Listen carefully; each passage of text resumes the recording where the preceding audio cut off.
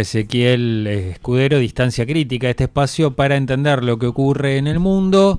Le dejamos la vara altísima. Tiene que hacer todo eso que dijimos, ¿no? Explicar, es más, anticipar, a ver si nos tenemos que relajar o no nos tenemos que relajar con este alto el fuego que parece que no fue tan alto el fuego. Sigue complicado todavía el estrecho. La posverdad. Buen día, Sergio, Juan, Toby, ¿cómo están ustedes y toda la audiencia que nos ve y nos escucha? Estamos muy bien. Hoy estábamos hablando hace un ratito de las aplicaciones que se están poniendo de moda, gente que sigue los satélites, gente que sigue los aviones, y ahora se pusieron de moda las aplicaciones donde podés ver dónde están todos los barquitos en el estrecho de Hormuz. Así es, así es. Es un hormiguero eso. Es tremendo. Cuando pasó lo de la pandemia, Sí.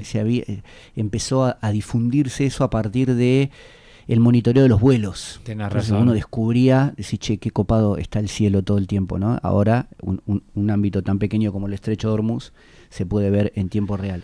Es fascinante. Muy bien, Ezequiel, desde tu participación, desde una participación tuya a otra, ocurren muchísimas cosas. Ocurren muchas cosas. Muchas cosas. La última que pasó es que hubo un ultimátum, una deadline para borrar a una civilización de la faz de la Tierra.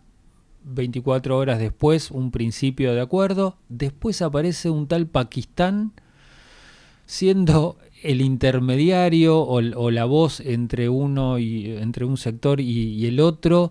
La Unión Europea, muy complicada, lo contábamos acá, nos llegaron de primera mano algunas notificaciones que recibieron varones entre 17 y 45 años en Alemania para alistarse en el ejército, para avisar si salían por más de 3 meses del país. Temor en ese sentido. Bueno, ¿qué está pasando? ¿Cuál es el resumen de lo que pasó esta semana y en qué punto estamos ahora? Bien, déjame aclarar algo, Juan. Antes que nada, mis expresiones en este medio no son financiadas por ningún consorcio ruso. Esto lo vamos a dejar en claro porque nos podemos llegar a comprar un quilombo el fin de semana. Se autofinancian por mis humildes bolsillos. Acá el único ruso que tenemos es el ruso Schwinn, por eso y no lo conozco. No tiene nada que ver, es no más alemán que ruso. Sí. Exactamente, no lo conozco. Volviendo a nuestra cuestión, hay que decir que en algún momento lo mencionamos acá, Macron volvió a reforzar un pedido del Congreso francés para rearmar Francia con un pedido de 36.000 millones de euros para fortalecer no solamente las defensas, sino la capacidad operativa y de movilización de Francia, en esto que vos mencionabas, obviamente haciendo foco en que el enemigo, en este caso, es Moscú, es Rusia, a lo cual el canciller ruso salió a decir que ningún Estado está considerado hoy por Rusia como una amenaza, con lo cual que Francia considera a Rusia una amenaza, lo consideran inoportuno, pero así de caldeada está la cuestión, no solamente en Medio Oriente, sino también en Francia. Pero déjame meterme rápidamente en esto que vos mencionabas, y lo tenemos respecto de la frágil tregua, que podríamos decir tranquilamente que por lo menos para uno de los actores involucrados como Israel fue una no tregua, porque aparentemente se olvidaron de poner en el borrador del acuerdo que la tregua incluía dejar de bombardear el sur del Líbano, cosa que Israel obviamente no solamente no hizo, es decir, no dejó de bombardear, sino que por primera vez desde que Israel tomó la decisión de desaparecer del mapa Hezbollah, empezó a atacar en el Líbano, a Beirut, la capital, donde se consideraba una zona segura, matando antes de ayer a 100 civiles, con la excusa de que obviamente eran ataques no programados, porque si vos estás buscando milicias de Hezbollah no podés avisar que los vas a atacar. Esa fue la excusa del ejército israelí. Lo cierto es que hay algunos medios, como la BBC, que hablan de 100 víctimas civiles a partir de ese ataque en una zona que hasta antes de ayer se consideraba segura, en esta no tregua que para el caso del régimen de Netanyahu sucedió entre gallos y medianoche. Contemos que las guerras tienen sus reglas. Entre otras, hay reglas que, por ejemplo, obligan a una nación a decir, en este caso, qué zona va a ser bombardeada para que los civiles se retiren, ¿no? Generalmente Israel, cuando atacaba una zona C, decía, bueno, vamos a bombardear tal y tal lado, saquen de ahí a los civiles. Muchas veces los estados ponían justamente ahí a los civiles o ponían ahí a los pibes tipo escudo, pero generalmente los países advierten dónde van a atacar. No fue este el caso. No fue este el caso. Esto que vos decís es interesante traer la cuenta de que se vieron imágenes que, según hoy hay certificaciones de si es IA o no es IA, de que serían reales respecto de iraníes superpoblando los puentes, porque recordemos que una de las amenazas de Trump por sobre las cuales iba a comenzar a hacer desaparecer una civilización milenaria era bombardeando infraestructura crítica, pero también puentes. Sí. Esto que vos decís daba cuenta de que los civiles invadieron los puentes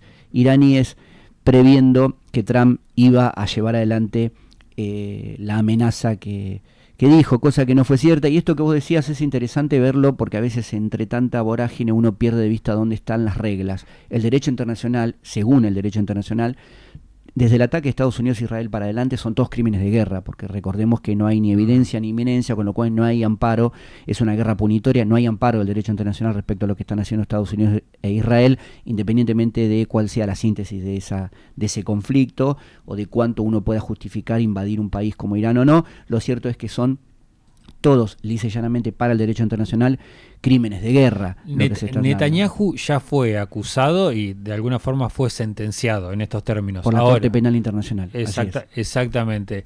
No está descartado que a Trump le pase lo mismo después de No este solamente conflicto. eso, Juan, sino que además, internamente en Estados Unidos, donde se presume que esta tregua, después vamos a hablar un poquito de Pakistán, pero esta tregua internamente es un proceso de evasión para escaparle un poco a la crisis internacional que le está produciendo la guerra, pero automáticamente implica darse vuelta y meterse en la crisis interna que le está produciendo la guerra, porque no solamente los demócratas, sino algún sector del MAGA muy desahuciado con esta política exterior de Trump, estarían pidiendo aplicar el artículo 25 de la Constitución norteamericana, que es precisamente el juicio político con respecto a esto que vos decís, con lo cual Trump está complicado internamente.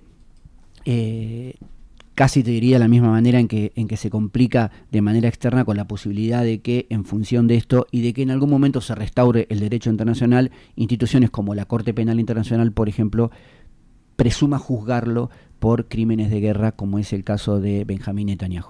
Muy bien, apareció Pakistán por ahí. Nadie tenía esa ficha. Apareció Pakistán como mediador. Sí, se puso rara la mediación. Acá hay que decir algo muy interesante, ¿no? Que obviamente para quien no está en esto le puede parecer desconocido. Pakistán es aliado. Pakistán originariamente le dio asilo a un tal Osama Bin Laden. ¿Sí? Después, cuando Estados Unidos se retira de Afganistán y deja un gobierno muy endeble para contener todo lo que tiene que ver con los movimientos terroristas islámicos en la región, comienza a hacerse aliado de Pakistán. ¿Por qué? Porque quería tener un monitor ahí cerca. Sí. Recordemos que antes de la guerra del Medio Oriente, reciente, Afganistán estaba en conflicto con Pakistán. Pakistán había bombardeado, había invadido parte de la frontera. Limitan, ¿no?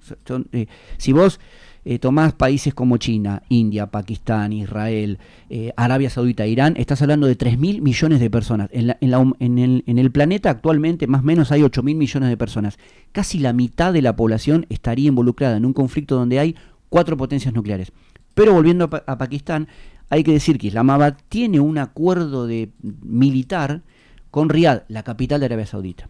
Ahí tenés un punto para analizar el porqué. Del lado de Estados Unidos, si querés. Sí. ¿No? Ahora, por otro lado, los analistas, sobre todo militares y estratégicos más de la región, dicen que Pakistán no se mueve si no es por pedido de la Cancillería china. Con lo cual podemos inferir que los chinos convencieron de alguna manera a Pakistán de que se sume a esta mediación con un acuerdo casi tácito de que iba a tener, si querés, algún efecto, porque la realidad es que la desaparición de una civilización, o lo que en derecho internacional y en relaciones internacionales se conoce como la paz perpetua a partir de que la garantía de destrucción mutua asegurada, cuando se habla de potencias nucleares, precisamente es una garantía, con lo cual apretar el botón es más que un riesgo militar, sino que es un riesgo para la humanidad. Entre otras cosas, podría ser uno de los motivos por los que Trump termina retrocediendo, pero también tiene que ver esto de la interferencia, si querés, en el medio de Pakistán, con una doble relación, porque Pakistán es aliado de China, hoy, otrora fue aliado de Estados Unidos, sigue teniendo vínculos y tiene un acuerdo militar con Arabia Saudita. Recordemos que Irán bombardeó territorio saudí, con lo cual, de seguir el bombardeo, Arabia Saudita es el principal territorio sunita y uno de los principales productores y exportadores de petróleo, enemigo en este sentido de Irán. De seguir los bombardeos de Irán sobre Arabia Saudita hubiese incluido un ataque de Riad, con lo cual hubiese también Pakistán metido en el quilombo, si querés, a Pakistán. ¿En qué punto estamos ahora? Porque fue una tregua. Menos de 10 horas después de declarada esa tregua, hubo un nuevo ataque israelí sobre el Líbano. Se pararon de manos nuevamente, militarizaron el estrecho de Hormuz. ¿En qué punto estamos ahora?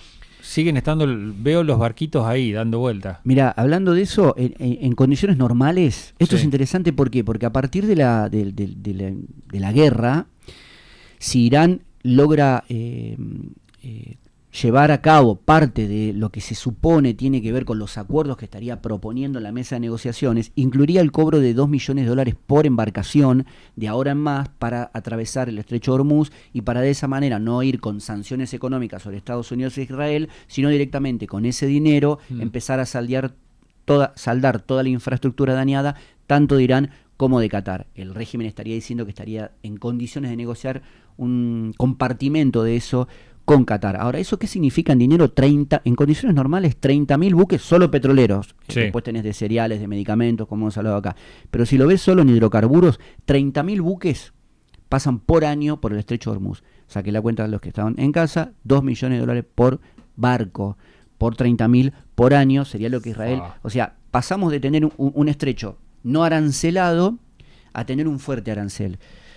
2 minutos para una reflexión personal respecto al análisis en relación a esto. Arabia Saudita, a partir del 74, convierte el concepto de petrodólares en la universalidad de la manera en la que se comercializa el mundo. Vos y yo compramos algo en Internet, lo pagamos en dólares a partir de ese momento, que le permite a Estados Unidos transferir toda su inflación hacia afuera, poder emitir, exportar menos de lo que importa y transferir todas las deudas afuera, porque el dólar... El país que tiene la deuda externa más grande del universo y no le importa. Y que la pagamos todas. Exacto. Con la tuya, pero global. Eso se está erosionando con esto. Atenti, el yuan es ahí muy asoma. importante. El yuan digital, se cae el SWIFT, y además de esto que estamos hablando, de que si Irán logra arancelar el estrecho de Hormuz, puede ser, desde mi mirada, una opción secundada, habida cuenta de que no hay garantías de seguridad, que es lo que pide Irán, sobre todo por Israel, de que vuelva a ser la excusa futura para decir, che, ahora el arancel lo queremos nosotros, que es lo que hizo Estados Unidos con el Canal de Panamá, ¿no? Para sintetizarlo. Sí. Atento a eso, porque es la opción que se va a jugar, para mí la última, estratégica y geopolíticamente Trump, de que no empiece a caer efectivamente el patrón dólar a nivel global. Muy bien, no hay nada que el dinero no resuelva. Para todo lo demás existe Mastercard, decía una publicidad, ¿te acordás? Es verdad. Ezequiel, muchísimas gracias. Si te parece, Tobías, vamos a la primera del ruso.